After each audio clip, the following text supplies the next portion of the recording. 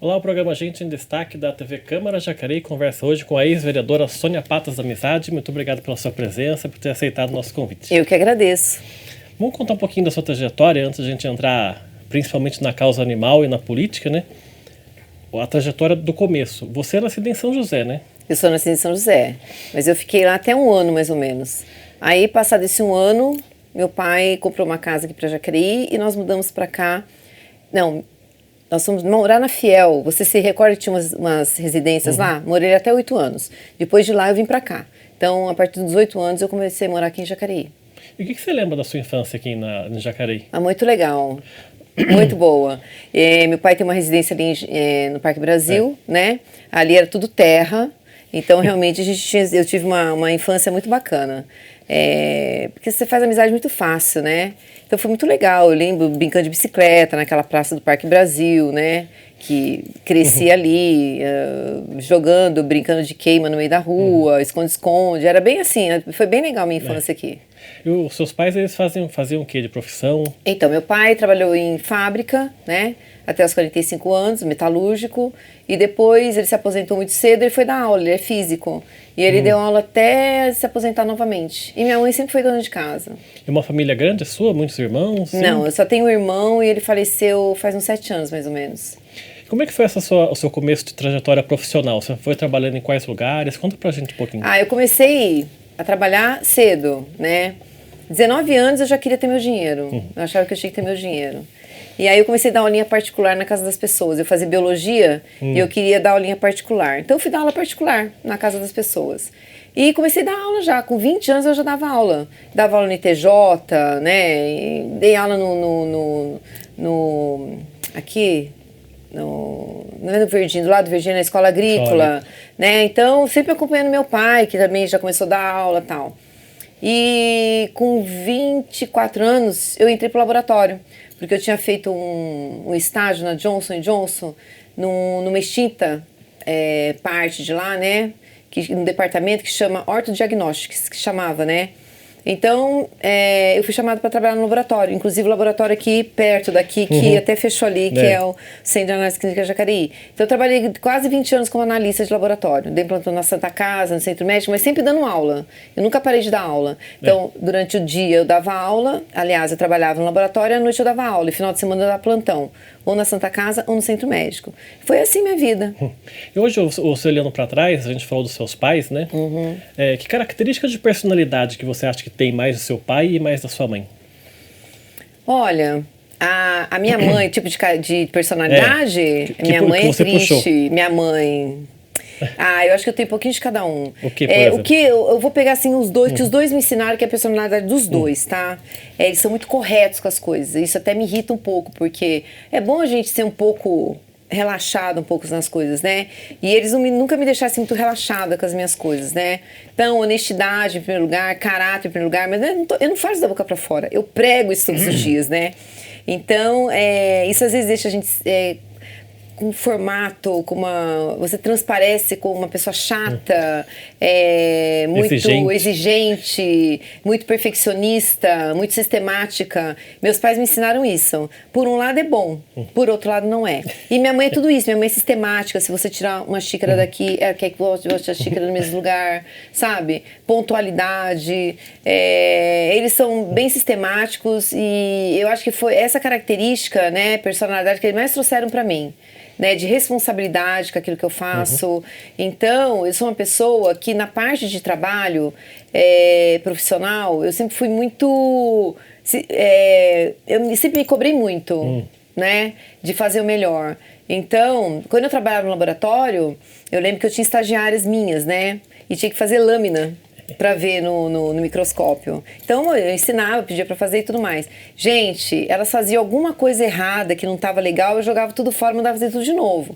Então essa é uma característica minha. Se for para fazer, faça bem feito. Se não for para fazer bem feito, nem faça, né? É isso, eu acho que resumindo, né, a personalidade dos dois é mais ou menos parecida. Fala que os postos se atraem, no caso do meu pai e da minha mãe, não.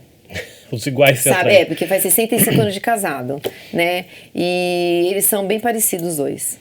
E na escola você é uma boa aluna? Como é que você era na escola? Eu sempre procurei dar o melhor de mim, entendeu? Não faltava, estudava, não era 10, 10 e 10, entendeu? Mas eu era uma pessoa que me esforçava, né? Muito pra poder nunca repetir de ano, entendeu? Na faculdade nunca peguei DP, e era a faculdade ainda que eu tinha que ir todo dia pra Mogi, que eu fiz faculdade no MEC, então não tinha moleza, eu tinha aula no sábado, né? Aí teve um período quando eu vim trabalhar no laboratório, aliás... eu passei a estudar à noite, porque eu comecei a dar aula de dia. Então, você vai se adaptando, né? Mas eu era uma boa aluna.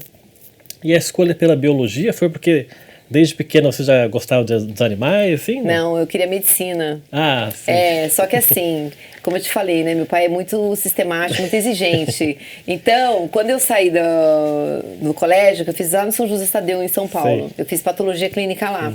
Meu pai virou pra mim e falou assim, o que você quer fazer? Eu falei, medicina. Ok. Aí eu fui pro cursinho, o Ângulo, lá em São Paulo. Então, ok, fazendo cursinho, só que eu chegava em casa, meu pai falou assim, você vai ter que estudar. Entendeu? Só que assim, eles pegavam tanto no meu pé que eu tinha que estudar. Entendeu? Era de manhã estudando, na hora parava pra almoçar, à tarde estudando. Depois voltava a estudar. Então, quando eu parava assim, meu pai falava assim, ué, você não quer passar em medicina? Se você quer passar em medicina, você tem que estudar. Entendeu? Então vai estudar. Então foi assim, um ano estudando muito, né? E eu queria medicina, eu não passei. Só que aí, você tinha a segunda opção, né? Que você fazia. E eu escolhi biologia, que é uma sequência ali e tal. Aí eu falei assim, gente, eu não passei medicina, né? Falei, cara, eu não vou aguentar estudar um ano tudo de novo. Com aquela pressão eu não vou conseguir. Falei, vai biologia mesmo, porque eu vou gostar do mesmo jeito. E gostei. E fiz biologia e não me arrependo, não. E a sua paixão pelos animais começa como? Então, eu sempre gostei, né? Não tinha essa coisa que eu tenho hoje, porque hoje eu acho que eu tenho um sério problema com animal, que é gostar demais, né? A gente sofre muito com a parte de carnívoros, com essa parte de matança de animais, né? Se você vê meu Instagram lá, você observa que eu tô sempre postando. Eu procuro não postar cenas muito chocantes, porque senão a pessoa deixa de seguir a gente, né? Porque a realidade é difícil de ver. Mas a minha... quando que eu comecei a ser protetora, eu vou dizer pra você, porque eu sempre gostei de animais, foi quando eu me separei, né? Eu era casada, eu me separei, e eu tinha 2 cachorros. Uma chamada Dolly e um chamado Stark. Ele foi até comprado, esse cachorro, um boxer. Eu dei os 2. E eu ia visitar de vez em quando. Só que essa cachorrinha, depois de um ano, eu fui almoçar no deck e eu desci do carro e minha mãe estava chovendo, sabe? Minha mãe falou assim, Sônia, nem olha, tem um rabinho de uma cachorra ali. E eu virei com a minha mãe. E meu irmão, na época que estava vivo, falou, Sônia, a Dolly, né? Quer dizer, depois de um ano que eu tinha doado a cachorra, eu fui encontrar ela na estrada. Alguém tinha jogado. Alguém tinha jogado fora. A moça que eu tinha doado tinha jogado fora cachorro, fugiu, alguma coisa assim. Olha, a reação dela quando me viu foi tão imensa, dela se jogar no chão e gritar, e gritar, e gritar, que chorava todo mundo. E eu virei pro meu pai, que eu tava morando com meus pais, né, que eu tinha me separado. Falei, pai, posso levar ela pra casa? Meu pai falou, pode. E aí eu levei e eu falei assim, que a partir daquele dia parece que abriu um negocinho dentro de mim, sabe? Porque eu nunca tinha visto uma reação daquela, né? E a dor, assim, de ter doado aquela cachorra foi imensa. Eu falei assim, eu nunca deveria ter doado, sabe? Eu vi a dor dela e a alegria a hora que ela me viu. Né?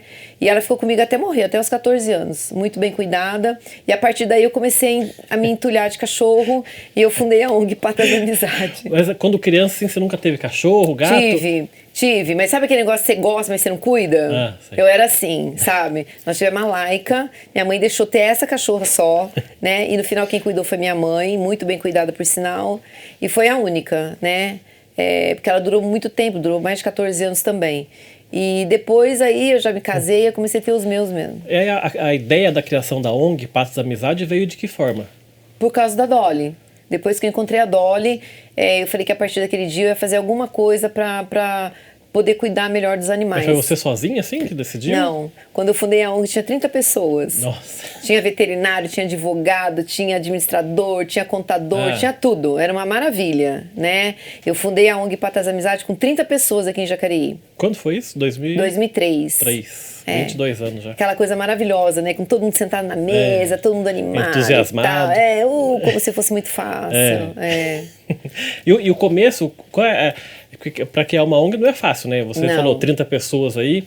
No comecinho, como é que era? Para você se acostumar com aquele, não sei, esse resgate de animal, como é que funcionava isso? Na realidade, a gente teve que estruturar toda a ONG primeiro, né? Até ver estatuto, quem que vai ser presidente, vice-presidente, tá. Aí a gente começou os pequenos resgates, né? Resgatam aqui, não sabe onde vai pôr, e arruma um lar temporário aqui, e leva no veterinário, e paga veterinário. E aí você vai expandindo aquilo lá, né? Você vai expandindo. E aí a gente começou a fazer esse trabalho, mais assim, resgate, já doando, entendeu? Eu trabalhei muito em feira de adoção, eu fazia muita feira de adoção, né? Então dava para fazer um trabalho mais estendido, né? Digamos assim, porque eu tinha mais tempo para fazer esse trabalho. Depois vai mudando, a gente vai diminuindo o tempo de fazer feiras, né? Mas eu fiz muita feira já de adoção. E esse pessoal que criou a ONG, com você, 30 pessoas, eles ficaram até quando? Ai, olha, eu acho que saíram logo. Um casou, o outro foi pai, a outra não queria mais, a outra estava muito idosa, enfim, né? Foi dispersando. Ser da proteção animal não é para todo mundo. E o seu interesse pela política começa como? Você foi filiada primeiro no PV, né? PV, Partido Verde. Como é que isso começa? Eu cansei, né?